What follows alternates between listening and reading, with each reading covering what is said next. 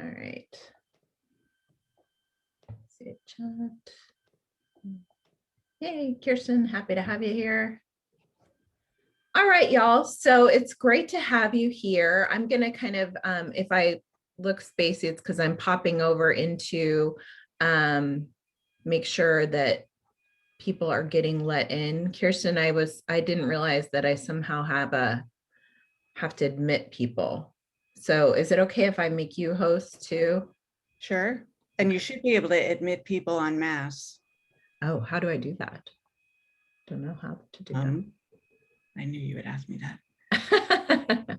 If I make you a host, will that remove me as a host? No, if you make me a host, but if you make me a co-host, you should be still there. I have make a host or rename the person. Oh well. I'll just manage it all. Okay, everyone. Well, it's great to have you here. We've got a big agenda. So this first part is, of course, welcome and introductions. And so let's try and keep those relatively brief. But I'm hoping that you all will kind of be this, this group, this cohort of early adopters, and that you will all get to know each other well if you don't already know each other. So just take a minute if you haven't already done so and rename yourself in Zoom.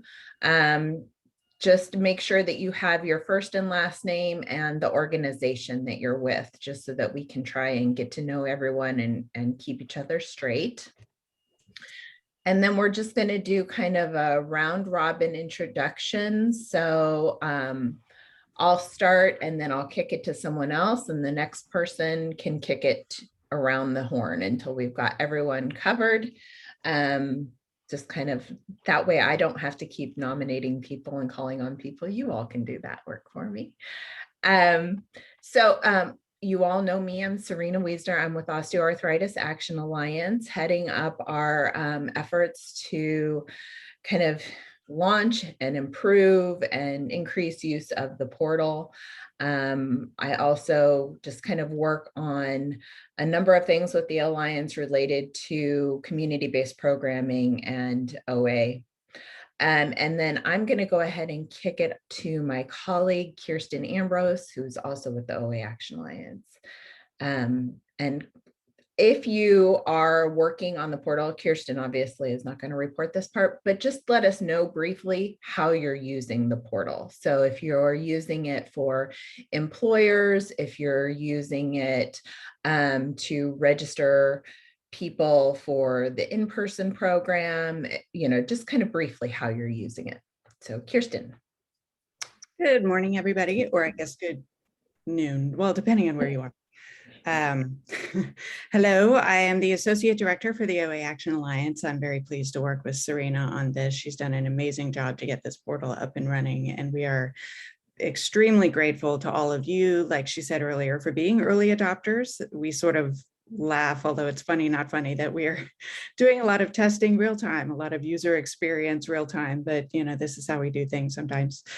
So we appreciate your patience as well, but certainly some of our colleagues, Nadia knows this over at NCCHW, but if you have any questions or comments about ways that we can improve the portal, please tell us. We can't do everything, and we may not do it immediately as we have a list of priorities, but by all means, we listen to you. That's part of the reason for these calls. So we want the portal to be user-friendly and engaging and warm and fun to look at and and easy to use. So anything that we can do, we are more than happy to hear your thoughts on that. Most of you know me from the contracting side of things. If you engage with the portal, you will run across me at some point to get the contracts up and running. And I always apologize in advance for how slow UNC can be as a university, but appreciate your patience there as well. So if you have any questions, Serena and I work very closely side by side. If you get one of us, you'll get both of us.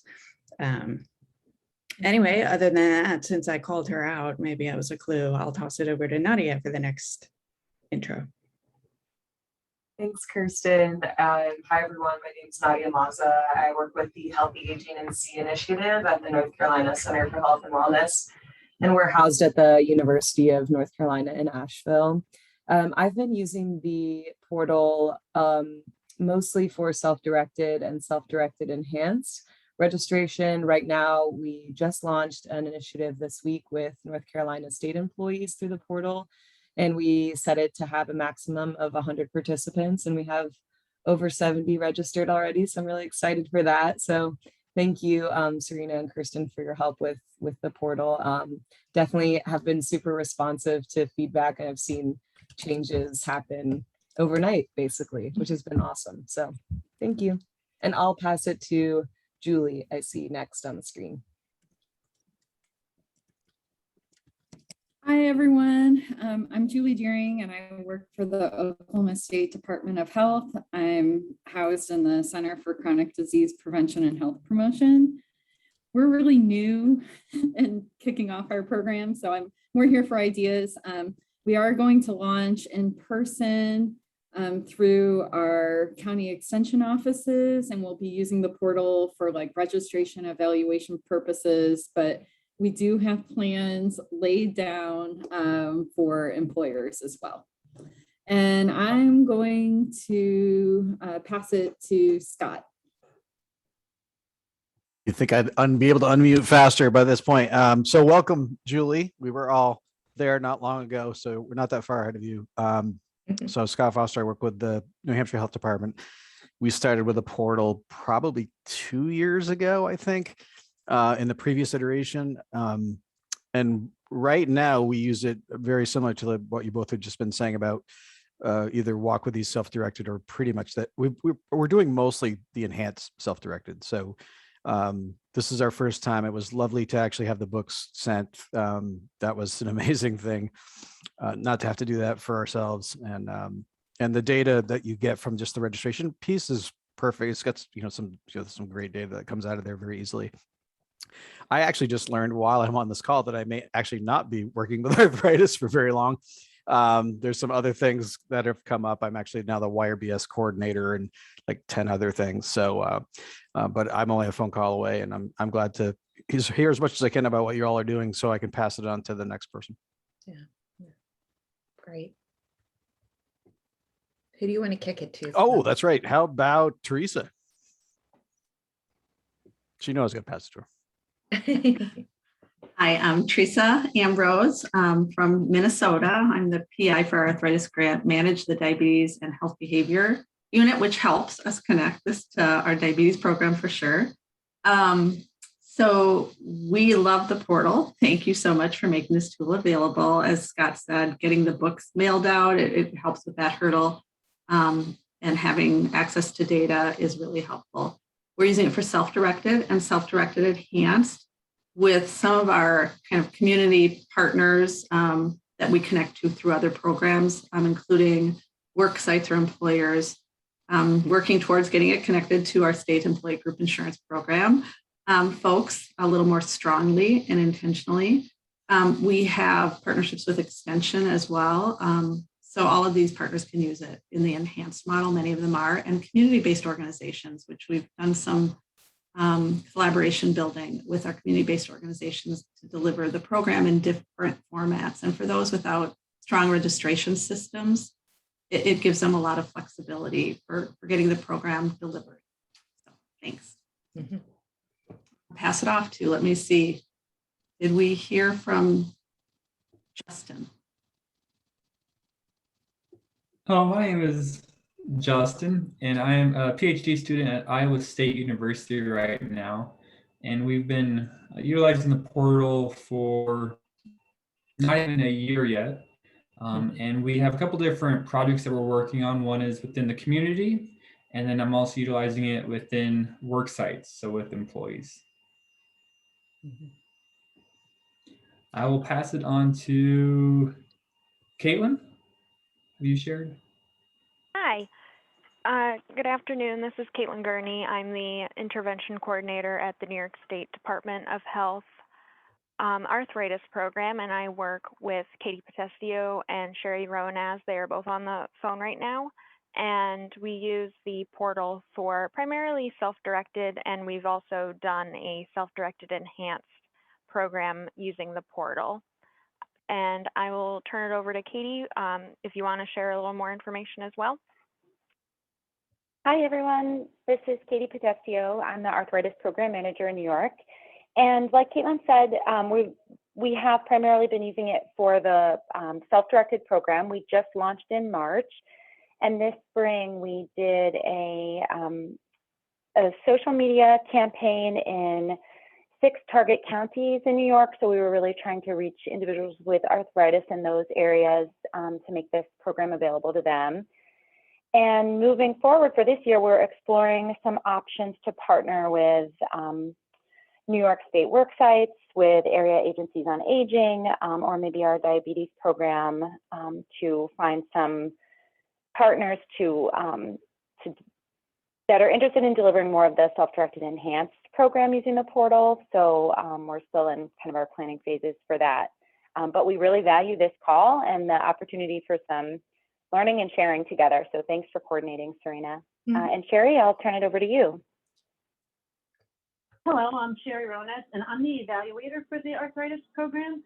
So I'm tasked with running the reports and taking a deeper dive look at the data and seeing what sort of demographics we're reaching and seeing, how many minutes were walked and so on and so forth. So we're excited to, we just did our first official preliminary look at the data, and we're excited to get started to see how we can do a deep dive in a little more into the data. So that's primarily my role with the OAAA portal.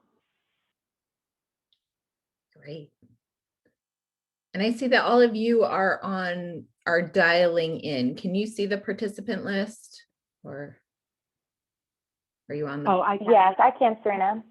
Okay. Anybody want to kick it over to someone else? Sure. I will kick it over to, did Kristen go yet? I don't know who went.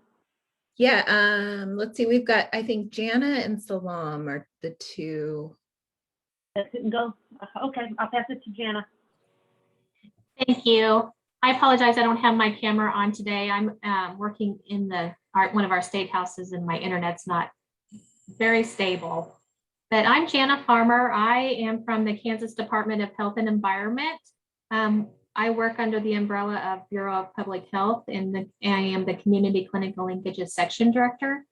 In Kansas, we're still kind of working on our workflow with the portal, but our goal is to use our state employee health program to continue to promote self-directed walk with ease. And so we're really excited to be able to connect with you guys, and maybe you can help give us some tips and tricks of portal workflows. And I love the idea of the data reporting. So I'm excited to be on the call today.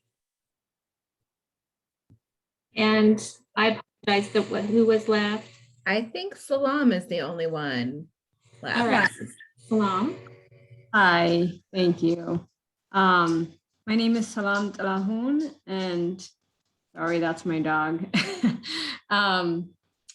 Yeah, I am in Minnesota Department of Health. I work with Teresa Ambrose, and I'm the evaluator. And this portal has been a really game changer for us. I'm partnering with, as Teresa said, with SIGIP, the state insurance health program, and also other community partners that have been able to use the portal to track data and provide data to us as well. So yeah, I'm happy to be here. Thank you. Great, thank you. I just want to double check. I got everyone, right? Didn't miss anyone? Okay. Thank you all for being here and for introducing yourselves and sharing about that. It's so wonderful to see that the portal is being used in some different ways. And one of the things I did want to just reiterate that Kirsten already said was that your partnership in this is huge, and your willingness to share your experiences as she said, it's kind of like we're usability testing as we launch, just because, we're a small shop and we don't have a huge budget for doing any formal usability testing. And so being able to get the, feedback from you all and hopefully be responsive to that is really important to us. So thank you so much for that.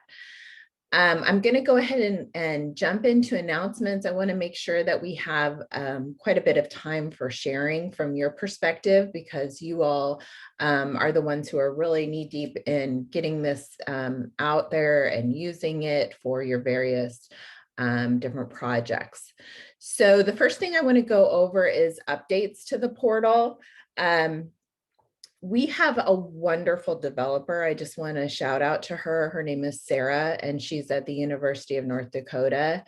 And so when we hear things from you all, I immediately get in touch with Sarah and try and kind of troubleshoot and see how quickly we can get those kind of changes and things done to the portal to make them as user-friendly and intuitive as possible, and to hopefully make them make the portal more engaging for participants. So one of the things that we heard was that kind of the first, when we launched this Portal 2.0, it was a little bit more clinical looking.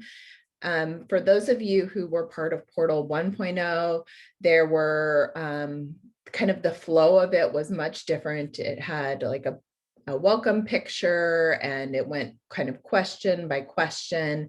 And it seemed to be maybe a little bit more inviting for some participants. So one of the things that we did was to add pictures to increase, and we also increased the font size to just try and make it look a little bit more welcoming. I'm going to actually flip over to the portal so that you can see, for those of you who haven't logged in as a participant, kind of what it looks like now. So we've made the font size bigger throughout. We've added a picture to each page. Let me go ahead and log in as as a participant so you can see this. So there's a picture on each week.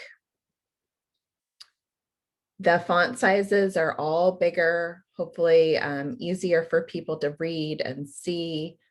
You can just see as we go through, we're just trying to have, a diverse population shown in the pictures, reflected in the pictures, people walking by themselves, people walking together. We do have, people using walking poles in this picture. So it's just trying to make sure that it's reflective of some of the things that might be going on in the community. Any questions or comments about the pictures? Hopefully it makes it a little bit friendlier, gives a little bit of a more welcoming vibe. The other thing that I wanted to point out is that the University of Missouri Cooperative Extension did some audio recordings of the lecturettes that are delivered during the group Walk With Ease program. And they were wonderful enough to share those audio lecturettes with us. So now they are incorporated into the portal so that people can click on the lecturette and it will open up the recording into YouTube. Our next step, hopefully, with this is to be able to make kind of an engaging video that pulls out some of the highlighted verbiage as it's being read. Right now, it's just kind of a static screen, but people can, listen to it through their smartphone. It's something that they can listen to while they're driving in the car or that kind of thing. They go along with kind of the chapters. So the lecturettes, I think, only go through week 3. For some reason, my computer is being really slow today. But those lecturettes just correspond with where it's recommended to read the chapters 1, 2, 3, etc. Any comments or questions about that? Hey, Serena, I put this in the chat, but I'll just ask if we can find those YouTube audio lecturettes on online outside of the portal, or if they're only accessible through the portal. Right. So we got them approved to put in the portal. I can certainly circle back with them to see if it's okay to make them kind of public knowledge. I would need to check in with Nick too at Arthritis Foundation, but I think that's a great idea. Yeah. Okay, great. Thank you. Mm-hmm.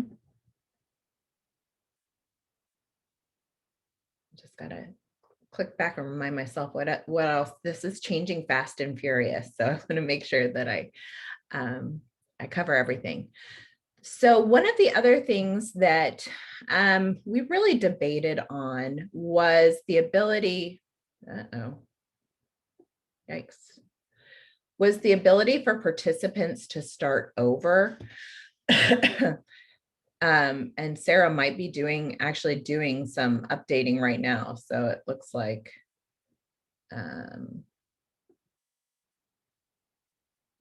I can't show you anymore. So one of the things was that we weren't sure whether or not we wanted people to be able to kind of go backwards in the weeks. So originally our idea was that we would kind of almost push people through the program so that each week they would be prompted to set their goals for the coming week and record their minutes for that week.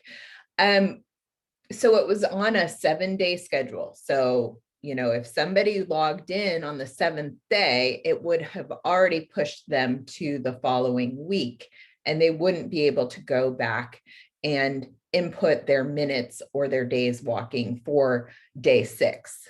So, and it was kind of our way of just moving people through the program to make sure that they kept up kind of with the pace of the program as it's recommended in the book. What we found was that was just a little bit too limiting for people. We also know that life happens and that, somebody might get 2 weeks into the program and then suffer an injury or have caregiving duties or something like that. And they would want to maybe not start all the way over, but at least go back to the previous week. And so we ended up unlocking all of the weeks so that people could move forward and backward as needed. One of the things that this might complicate, and we'll see how it goes, is the data entry. If people do enter data around their walking at the, week 2 and 3, and then they take a couple weeks off and they want to start all over. So then they're entering data for week 1, 2, and 3 again. We're just going to have to see how that works out. As Sarah has it built right now, it will continue to capture all data. So it's not going to get rid of it if they start all over again. So any questions about that?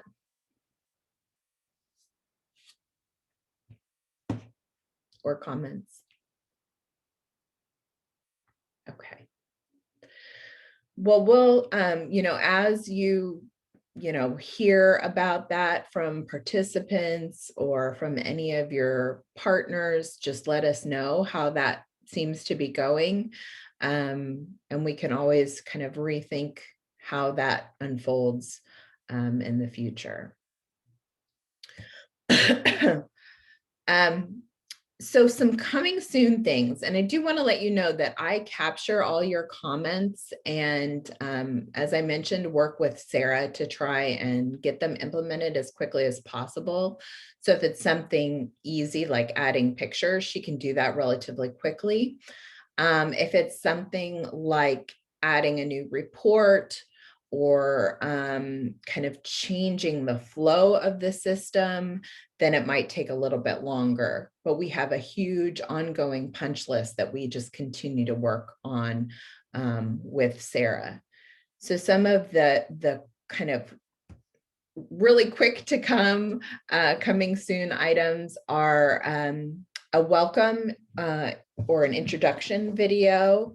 So I put the link in the agenda, so feel free to go ahead and view that on YouTube. Basically, this is going to be a video that is on that welcome screen, that very first screen where they're creating an account. This is going to, we hope, just help explain why the portal is what it is and how it's asking people to register, because we know that when somebody is asked to provide, their address and create a password, it might be a little bit scary for some people.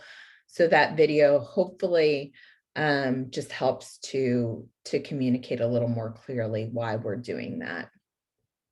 There's going to be another video kind of after the registration process to describe for the participants how and why to actually log in on a regular basis. So that's kind of like the next iteration of video. Right now, as you all know, so I'm moving on to this preview part. When people complete the registration, then they are taken to a screen that basically provides next steps. And this is kind of where their portal will kind of be in a holding pattern until they click on a button at the bottom of the screen that says, I received my book. And I will go ahead and show you where that is really quick. Right here. So this is I'm just showing you a PowerPoint slide right now. So they get to this screen, and what happens here is it basically their portal locks here until they click on I received my book. So they don't have access to weeks 1 through 6. So they can't see any kind of what's going to be on their schedule until they click on I received my book.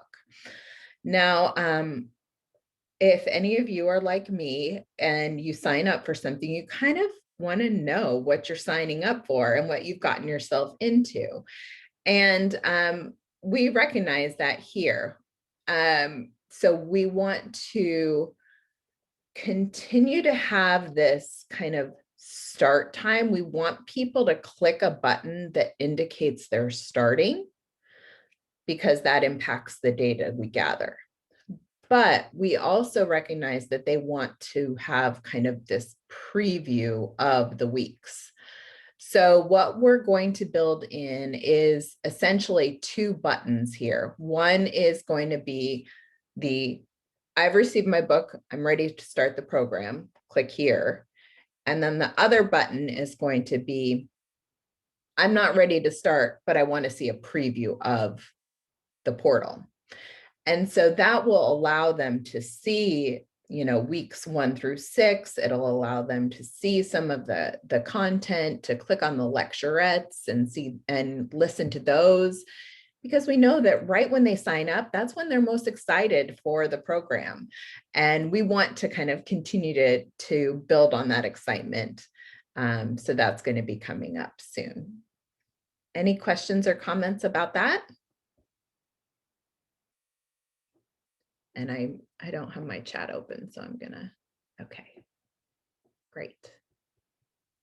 Okay, cool. All right, so the other thing is that I'm excited for, I hope you all are too, is this digital book content. So as you all know, when you purchase the books, we of course have to add on the shipping and handling. And we're not making any money on any of this. This is basically a straight pass through to our book warehouse, fulfillment warehouse. So we have to add on an additional fee to the books. Well, we are working with the Arthritis Foundation to actually make the digital book available within the portal so that you'll still need to pay for a digital book, but you won't have the shipping and handling price on top of it. I don't know exactly what that price will be right now. I know that Nick's thinking somewhere around the $5 range. But it would be essentially the same idea as for the hard copy books. So you would be able to purchase hard copy books from us, and you would be able to purchase the digital book from us as well.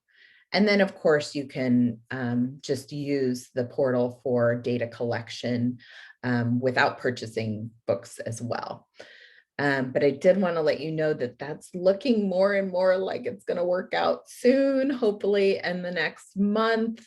So the idea is that there will be kind of a tab that has the entire book. And then within each week of the portal, it will have the chapters in individual chapters as well. So any questions or comments about that? I see a question from Salam. Will they be able to enter any data on the weeks tab? Hi, Serena. That was in reaction to the slide you had where they would be able to preview what's coming up, but they would just so they know what they are getting into, but not. So I was just wondering, would it be grayed out all the data entry part so that they don't do anything with that, or that would be something they are able to do? Yeah, so they will be, it'll be grayed out or locked in some way so that they can't enter any data until they've clicked that "I received my book, I'm ready to start" button. Okay, let's see. Will participants be able to choose between a physical versus a digital version of the book? So essentially that will be up to you.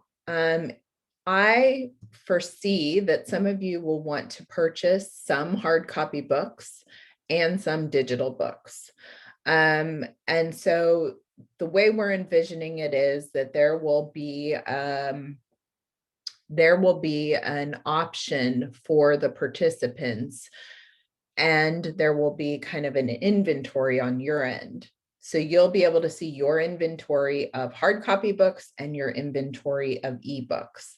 And then the participant will get to select, and then on your admin side, you'll be able to see that inventory click down. Once, say, all the hard books are gone, then that option will be removed and people will just select, you know, send me an ebook. Good question. Any other questions about that? Okay. Another thing that we have is a data use agreement. So we've kind of drafted up one that's based on a couple other data use agreements we've used at not just OA Action Alliance, but as many of you know, we sit within the Thurston Arthritis Research Center at UNC Chapel Hill. So we're surrounded by a lot of wonderful researchers who capture data and share data with other researchers. So we've kind of adapted their data use agreement. If any of you would like a data use agreement, because you're kind of already a partner with us, we aren't going to require that you sign a data use agreement right now. When your portal comes up for renewal, if you decide to renew for another year, then we would ask for you to sign the data use agreement. And essentially that's just kind of agreeing to typical standards around downloading and sharing PHI. Any questions about that? Okay. If you want more information about it, or if you'd like to see what we have, just send me an email. I'm happy to send it out. A process for updating partners. So stuff, as I mentioned, happens fast and furious. And sometimes there's little tweaks that we make to the site, like adding pictures and that kind of thing, that you might want to know right away, and you don't want to wait for a quarterly call. So I would like to kind of set up a process for updating all of you. Right now, I think as far as bandwidth on my part goes, I'd like to just send out an email blast once a month with any updates. So I just wanted to put that out to you all. Is that okay? Or would you, and of course, if there's something like earth shattering that happens, I would update you immediately. But is once a month seem like an okay time for updates? Anyone?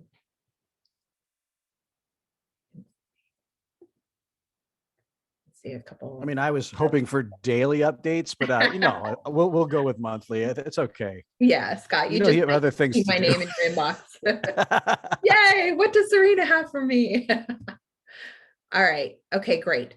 Well, I will start kind of putting that together, and probably, you know, the first week of each month, we'll send you an update. Unless something super important happens, like a new type of report has been added, or somehow a new process that you would need to or want to use, I'll do that. Another thing, and I'm going to start talking really fast because we're running really low on time. Creating FAQs. I know FAQs are an important part for both you as partner administrators or your sub partners, as well as participants. So I have started to kind of collect some of those questions and start to flesh out 2 separate FAQ documents. But I would love to have input from all of you. So if there's a question that keeps coming up in your mind, or that partners keep communicating to you, or participants, please send them my way. And I'll start to get that put together, and then find a home for it on the portal as well, for you as partners, but also for your participants as well. Any questions about any of that stuff that I just jibber jabbered on about?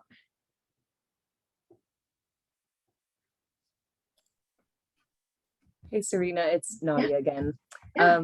Just curious if a participant can use the same email address more than once to sign up for the program through the portal. I've had some Walk with Ease leaders ask that, wanting to create accounts for their participants that they're working with in person, and wanting to use their own email address to register multiple people and enter in their information if they can't do it themselves. Right. Right now, it's not possible. I will get with Sarah and ask if there is a way. I know that some people will like do a fake email address, like a ymail.com instead of gmail.com. And, you know, I mean, but to have, if one person is signing up multiple people, I would suggest that they try and get the email from the participant if possible. And if not, maybe just make up a Ymail account for them, like with their, you know, it's not going to work. It's not going to be a real thing. They're not going to get any information, but yeah, I can ask. One of the things that we were thinking about, because we do know that people may want to register multiple times. But right now, the way we have it set up is that they can just start over, you know, like I was saying earlier, that they would just be able to log in and kind of restart the program if they wanted to. If they try and register again with the same email, it'll just give them a trigger that says there's already an account with that email. So, yeah.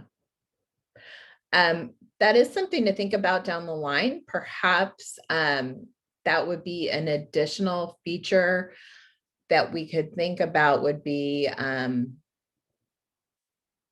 maybe I'm a leader, click here if you're a leader who would like to enter data for multiple people or something, and it would bring up a different page for them. I can think about that one. I'll talk to Sarah about it. Okay, awesome. Thank you. I like the idea too about them just either finding out who the participant's email address or making up one for them. That's helpful. Yeah. I mean, there's always workarounds, but I mean, nothing is completely ideal. No. Okay. So we've got about 15 minutes left, and I hope you all came with a question or kind of hot news, a success that you wanted to share. I'm not going to call on everyone, but I would love to just, if you have something, raise your hand or just shout out whether you have a question or something to highlight. I was curious as far as, for anyone on the call, we had some challenges with the digital book. And it kind of fell right along the lines of who was kind of that electronically literate and who really wasn't or had access. And I was curious from your perspective how you deal with that, and then if any other people had success or in our case, I mean, it wasn't, let's say we did 10 or 12 people with it. It's like 8 out of the 12 did okay, but there was 4 that fell off the face of the earth. So I was just curious. Mm-hmm.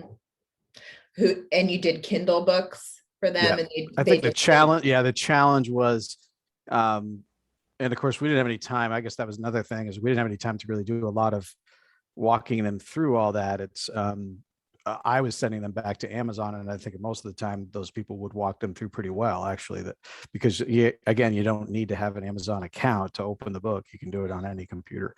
But there was a challenge. At least a couple of people that I think they just really needed that good old fashioned paper copy. And I'm concerned a little bit, Serena, just about, again, who's going to get the calls? Is it going to be you guys that, again, I can't open it. And I was okay to be able to do it, but it was, I could see it being a real big challenge if it gets on a really large scale. Right. Is anyone else on the line using Kindle books? I don't think anyone is. Scott, I think you were. I wouldn't do it again if I had a choice. Just because it was much cheaper, right? It was a lot cheaper, and it's instantaneous, which is the problem we were having with. I know you had to go and shut the automatic emails off first, because when you have people getting books at different times that, and they're starting at different times, they're getting emails at different times. It was a little hard for our person that was trying to coordinate to, they're calling her, why am I getting the week one? I haven't started yet. And so that, that's always a challenge. We just have to work with that. But right. When it came to the electronic book, we actually had some people that didn't follow up enough, and they were like, well, I never got it open. It's like, well, unless you tell me, I can't help you. Right. So I worry about the customer service aspect of it. If you're remotely savvy with it, you'll have no issue. The only problem is you can't, but you have the great connection you have with the portal now is that you can fill in a lot of the things, the walking and all that the ebook doesn't allow you to do. You have no place to put that information in because you're just reading. It's a great, couple with the portal. Right. But it's just concerning as far as who does the customer service. Right. Absolutely. So our idea was that it would be, we wouldn't have to, with the digital content in the portal, we wouldn't have to refer to a Kindle. That we're actually going to have a reader in the portal. So there will be that hurdle for people who just can't even log into the portal. And I certainly know that there are people who are like that. And that's part of why we're going to create that other tutorial video, is here is exactly how you do it. And here and why you should log in. Right. So it'll basically be a link that they click on in the portal, and it will pop up kind of a screen within a screen. So if they click on chapter 1, it'll pop up right Yeah. there. Well, that makes sense. That way, yeah. So it'll be in an EPUB format. So they won't be able to download it. They're not going to be that's able okay. to, yeah, it's not going to be a PDF, because that was the huge barrier with Arthritis Foundation. They didn't want a PDF floating around. Right. So I hope that by not asking them to go to like a third party vendor like Amazon and put in a code and do Right. all that, I hope that will eliminate some of those challenges. But I think your point about the Kindle book is a good one. And I'm wondering, even if I create kind of a step-by-step guide, you know, so I have a Walk with Ease Kindle book. Now what? I have a code. Now what? How do I do But it? I mean, it's a great idea. Then you may not have any issues. As long, the issue would, again, would be, and we're always going to have, you're not going to eliminate the issue of electronic issues. I mean, if you can't log into the website, then, you know, then there's a lot more issues going on there than that. You need to be in person or need to have a little book, and that's fine. That'd be my parents. Both my parents, they are great readers, but they would absolutely never be able to go on a website. But you may have eliminated that issue by just having the reader inside the portal, because I think that was the biggest problem, is we were sending Amazon links. You didn't need to have a Kindle. It pops open if you can handle it. But just there were several people that couldn't. Yes, absolutely. But I think I can put together, because I do know that some people aren't going to use the portal for the books. They are going to use the Kindle book still. So I can put together a little direction sheet and maybe email it to Nick and NACDD, and put it on our website, so that if you or any of your colleagues that you know of are using the Kindle book, at least that might cut down on some confusion. I mean, I wouldn't, I don't want you to spend years of your life, but if it's something that you can whip right out, I think it's probably not a bad idea to have it. Yeah.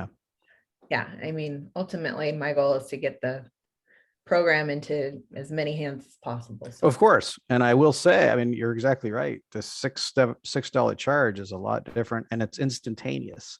And that's what we kept thinking. It took us a while. You can only buy, at the time I was doing it from Amazon, you could only buy like 30 of them at a time. So you had to do like multiple purchases. So that was kind of a pain in the butt, which you're alleviating that too. But we were sending links, and that was kind of weird, but this sounds like it could be an exciting way to do it. Yeah, I hope so. I hope it works well. We'll see. You guys are all our testers. What else? Anyone having a huge success? I feel like I need to call on New York, because they had so many people register within like a month's period. Do any of the New York people want to just share what a success that was? Because I don't know if you have gone back and analyzed any of your messaging campaigns or how you did it, but it was really amazing. Yeah, Serena, this is Katie. Thanks for the chance to share a little bit. We did have really a lot of success from our campaign. We ran a digital media campaign through May and June, and we had, so for the public in our target counties, we were, the strategies that we used were using display banners on Facebook and social posts on Facebook, and also Nextdoor. We did some search ads using search functionality, and we were able to meet our goal, like really after that first month, meet our goal with enrollment. So we were hoping to get 500 people, and we exceeded that by the end of June. So yeah, it was great, and we worked with our internal communications department to craft the messages and create the ads, like selecting images that were representative of the populations we were trying to reach, and make sure the images were really inclusive, showing people using a cane or in a wheelchair. And then we did hire a media agency to deliver the campaign for us. So those are a lot of results that we got from that, but yeah, really the highlight was just that we were able to meet our enrollment goals. And now what we're doing, as Sherry has said, is looking at our enrollment data and seeing, so who did we reach and who signed up? What do they look like and how far have they progressed? So Yeah. are there any specific questions that I could answer about the campaign that pop in anybody's mind, hearing a little bit about it?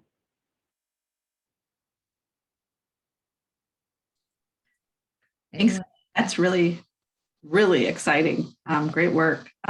Did you offer any free books in that process or not? We're always kind of wondering when and how we can strategically do that with low-income populations. We did, yes. So we offered free books as part of that campaign. That was an important piece of the messaging for the ads too.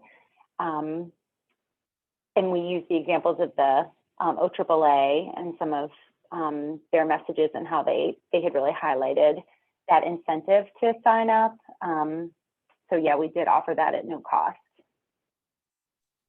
Thanks. And then I see a question from Nadia in the chat about sharing examples of digital media campaign. And I can, yeah, I'm happy to share that. We have just received those actually from the media agency. So I will see what I can pull together and then share via email so you get a sense of the look and feel of those materials and the messages. Sure. That would be great. Awesome.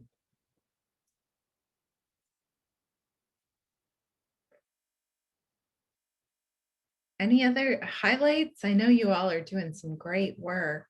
Nadia, how did you get 70 people already signed up? Well, that was largely thanks to your help, Serena and Kirsten. As you both know, I was nervous about using the new portal as compared to using the Portal 1.0 for this initiative. And just because I haven't had a lot of success with, or I didn't have a lot of success originally trying to promote it. And I think that I'm realizing that that's because we work largely with the healthy or with the aging population in North Carolina. So we work mostly with older adults, and I was just having a really hard time convincing our Walk With Ease leaders to use the portal with their participants. And they're like, oh, we'll just use the paper forms. They've been working for us. And so I was having a hard time with that. And then after talking with you, Serena and Kirsten, helping me just kind of focus on a different population and focus on state employees. And I was like, I don't know if I'm going to be able to get participants to fill out a form online. Like, this seems like such a big barrier for the people I've tried to work with so far. And then once I had pushed it out through the Office of State Human Resources, who was able to share it with all of the statewide wellness coordinators throughout the state, we literally, after her just sending out one email, it was like 70 people signed up overnight. So felt really fortunate and excited to see that happen. So it does seem that it seems to be more effective with state employees than older adults so far. That's great. That's wonderful. Was your message, I know that previously you had done it in kind of coordination with the Miles for Wellness. Was it still around the Miles for Wellness initiative and kind of a warm up? Yes. Thank you for asking that. Yeah, we did do it. And I think that that's a huge reason why so many people signed up, because Miles for Wellness is this statewide walking initiative here that state employees already know about. They're already excited about it. It's already garnered a lot of momentum over the years. And so kind of attaching ourselves to that and pitching it as Walk With Ease as a warm up to Miles for Wellness, I definitely think helped get more people interested. Yeah, that's great. That's awesome. Anyone else have questions or things that they want to highlight? We have like time for one more.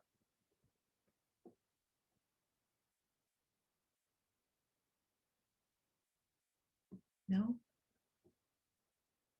Going once, going twice. Okay. Well, I have kind of for the next quarter would be around November 15th. So again, a Monday at noon. I hope that works with everyone. Is that okay? That's not Victory Day for anyone or anything, right? Is that a holiday that I don't know about? Sometimes it is, and I apologize.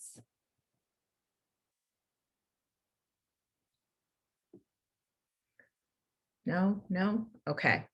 Well, go ahead and put that as a save the date on your calendar, and we will plan on Monday, November 15th at noon Eastern time. And we'll probably follow a similar agenda with kind of updates and anything that's kind of hot from our end, but would also love to know kind of what's going on your end. I know that as we kind of exit out of summer and into fall, it's perfect walking season, perfect weather for getting out there. We had a campaign a couple of years ago that said something like walk with ease and crunch the leaves or something like that. And that was kind of a fun little fall campaign that we did. So just looking forward to seeing what you guys all do over the next couple months. Always welcome to your feedback and input. Thank you for being partners with us on this. And if you have any marketing materials or anything to share, you can either send them to me or send them out to the whole group in a response to the calendar invitation. And with that, I think I'll go ahead and wrap up and say thank you, and I'll see you next quarter. Thanks, everybody. Bye, everyone. Thanks, everyone. Thank you. Bye.